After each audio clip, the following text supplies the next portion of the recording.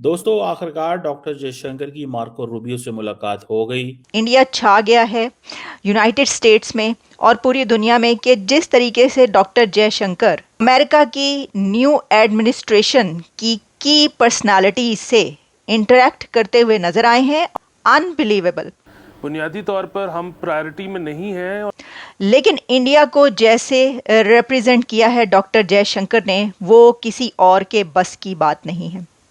तो हमें अपनी सिफारतकारी में किस हद तक जान डालना होगी ये बताने के लिए कि जिस जंग का वो खात्मा करके चले गए थे 2019 में, वहाँ से वो सरजमीन अभी भी, अफगानिस्तान की सरजमीन अभी भी पाकिस्तान के खिलाफ इस्तेमाल हो रही है दहशतगर्दी के लिए। पहले भी जब डोनाल्ड ट्रंप आए थे तो पाकिस्तान के साथ कुछ खास अच्छे पॉलिसीज लेकर नहीं आए थे। पाकिस्तान को काफी टफ टाइम देखना पड़ा था। FATF में भी हम गए थे। उन्होंने जो कहना कुना होगा कह लिया होगा, जो सुनना सुनना होगा सुन लिया होगा। अब जो पाकिस्तान में देख रहा है वो देखते रहें और सुनते रहें और गाते रहें और बजाते रहें। तो उसमें ढूंढने की कोशिश की गई कि क्या पाकिस्तान अब अमेरिका का स्ट्रेटेजिक पार्टनर है, पाकिस्तान को क्या करना होगा, पाकिस्तान के साथ क्या हमारे अमेरिका के रवाबित अब उस दौर के नहीं होंगे, और अगर पाकिस्तान उनको आगे लेकर चलना चाहता है तो हमें क्या करने की जरूरत है। फिर एक कहीं ना कहीं खटका भी लगा रहा कि पाकिस्तान की एक बड़ी मार्केट अमेरिका में मौजूद है, तो उसके ऊपर क्या होगा, क्या उसके ऊपर भी टैरिफ आयद हो जाए। डॉक्टर जयशंकर ने भी ना ठान ली थी जलाने की। सर, उन्होंने ठानी हुई थी। अपनी सारी पिक्चर्स इस तरीके से उन्होंने अपलोड की हैं। भारत के साथ सभी जानते हैं कि उनके अच्छे सलाम दुआ है, ये अच्छी टर्म्स है, क्योंकि जाहिर है कि मोदी जी के साथ भी रिलेशंस अच्छे रहे हैं। पिछली बार भी जब डोनाल्ड ट्रंप प्रेसिडेंट बनकर आए थे तब भी उनके रिलेशंस अच्छे थे, और इस बार भी यही उम्मीद की जा रही है। नमस्कार, जय हिंद, वंदे मातरम। दोस्तों, राज हिंदुस्तान में आपका स्वागत है। दोस्तों, ट्रंप के शपथ ग्रहण के बाद से ही भारत दुनिया भर में छाया हुआ है, जिसकी वजह है भारत के विदेश मंत्री एस जयशंकर। जी हाँ दोस्तों, भारत की अमेरिका में धमक से पाकिस्तान में आग लगी हुई है। अमेरिका और भारत के बीच द्विपक्षीय संबंधों को गहरा करने के उद्देश्य से भारतीय विदेश मंत्री एस जयशंकर ने डोनाल्ड ट्रंप के मंत्रियों से मुलाकात की है, जिसमें सबसे खास मुलाकात अमेरिकी विदेश मंत्री से हुई है, जिसको लेकर पाकिस्तानी मीडिया चर्चा कर रही है। दोस्तों, ये बैठक अमेरिकी सेक्रेटरी ऑफ स्टेट का कार्यभार संभालने के बाद रूबियो की पहली द्विपक्षीय बातचीत थी। इस दौरान दोनों नेताओं ने क्षेत्रीय और वैश्विक मुद्दों पर विचारों का आदान प्रदान किया और साझेदारी को और मजबूती देने के लिए प्रतिबद्धता दोहराई। दोस्तों, पाकिस्तान की भारत के विदेश मंत्री एस जयशंकर की अमेरिका में हो रही मुलाकातों पर गहरी नजर है, क्योंकि पाकिस्तान को डर सता रहा है कि ट्रंप पाकिस्तान को लेकर क्या निर्णय लेते हैं। तो दोस्तों, आइए चलते और देखते हैं कि पाकिस्तानी मीडिया का क्या कहना है। लेकिन जो बैरियर्स ब्रेक किए हैं इंडिया के external affairs minister doctor Jaishankar ने, वो तो कोई और ब्रेक कर ही नहीं सकता। डॉक्टर जयशंकर का कहना है कि it is great honour to represent India in the inaugural ceremony of President of United States of America Donald Trump. और जो मुलाकातें उन्होंने कर छोड़ी हैं और जैसे फर्स्ट रो में उनको जगह मिली, that is phenomenal, unbelievable. India को ऑब्वियसली बुलाना ही था, अमेरिका की तरफ से बुलावा जाना था, पाकिस्तान बुलावा नहीं गया किसी को। लेकिन 21 इन्विटेशंस में से कौन कौन लोग यहाँ पर पहुँच सका, तो ये एक तस्वीर मेरे सामने नज़र आ रही है, ये आप देख रहे हैं।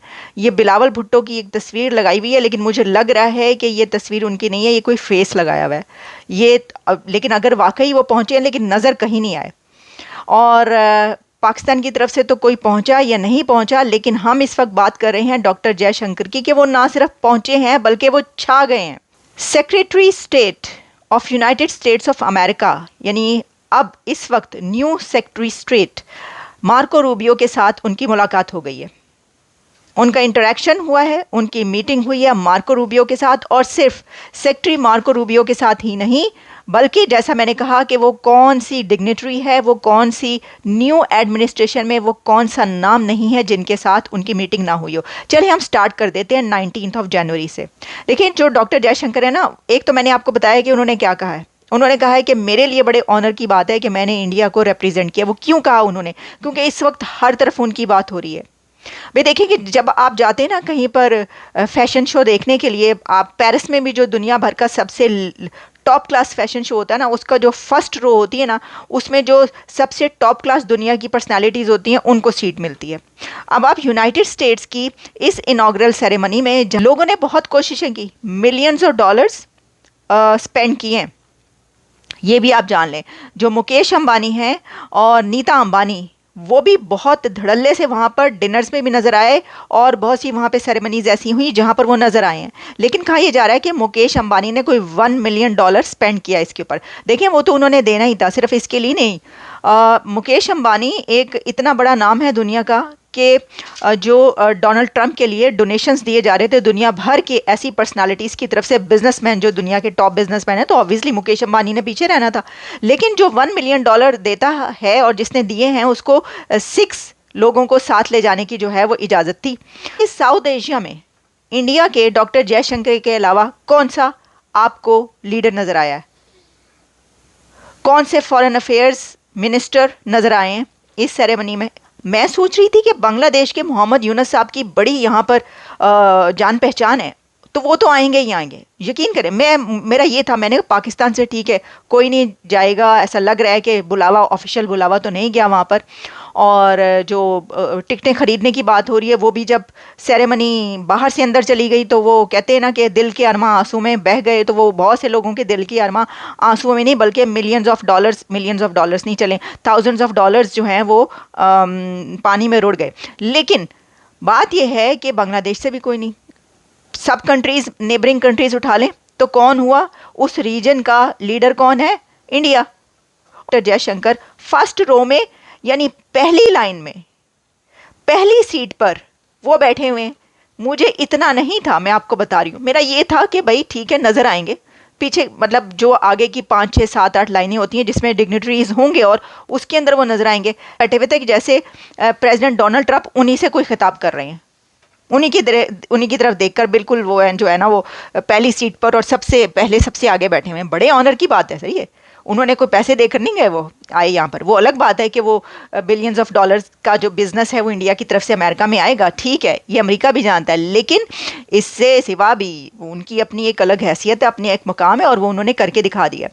तो ये आप पिक्चर्स भी देख रहे हैं, आप वीडियोस भी देख रहे हैं जहाँ जहाँ वो नजर आए। अच्छा, फिर कैश पटेल के साथ उनकी मुलाकात हुई है, FBI पिक, ट्रंप के जो FBI पिक हैं कैश पटेल, उनके साथ भी उनकी मुलाकात हो गई। उन्होंने जो कहना कुना होगा कह लिया होगा, जो सुनना होगा सुन लिया होगा। अब जो पाकिस्तान में देख रहा है वो देखते रहें और सुनते रहें और गाते रहें और बजाते रहें।